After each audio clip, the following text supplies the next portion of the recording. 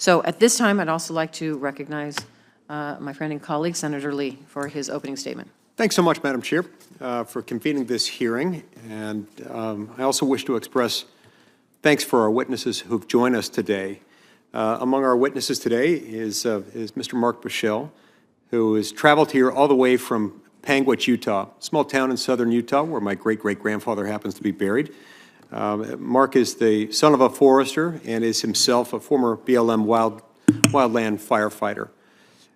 Mark currently serves as the Deputy Director of an important office in Utah called the Public Lands Policy Coordinating Office, known as PLPCO.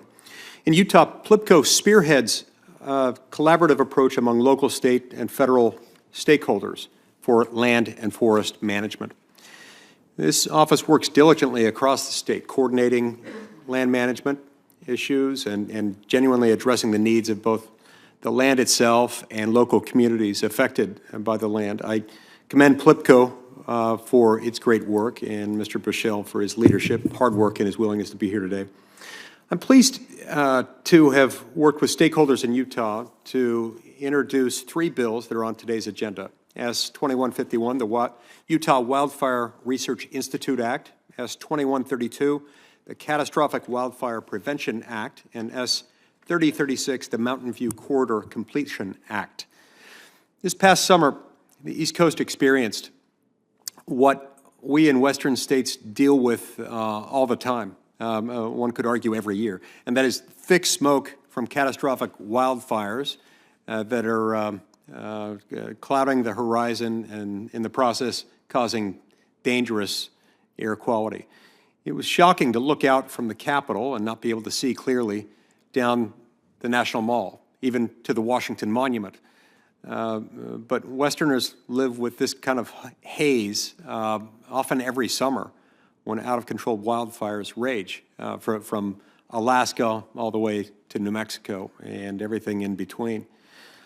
S-2151, the Utah Wildfire Prevention Act, establishes a new resource for wildfire prevention efforts.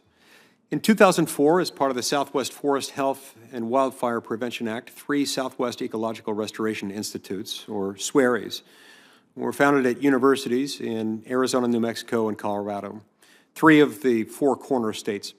My bill proposes a 4th institution in Utah aiming to harness top-tier resources and collaborate with local, state, and federal wildfire prevention initiatives.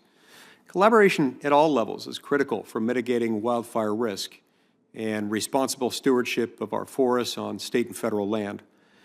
These institutes attract the best in the field to research forest science, watershed health, and restoration, and then build partnerships to execute real projects on the ground.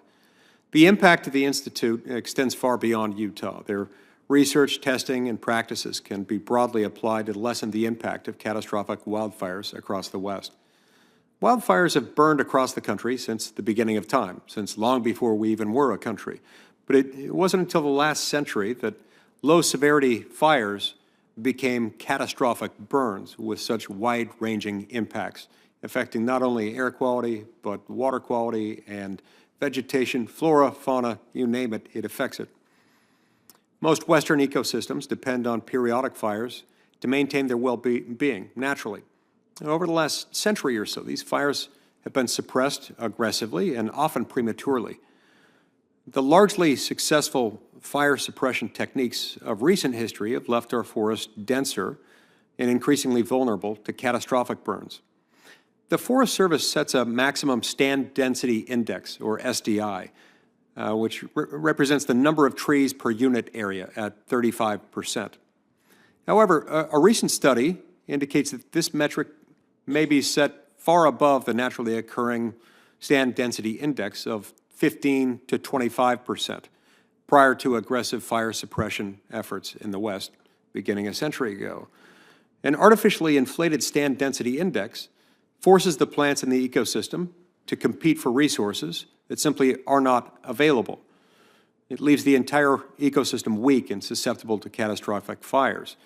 In Utah, there are other adverse consequences, including exacerbation of drought conditions and unhealthy air quality.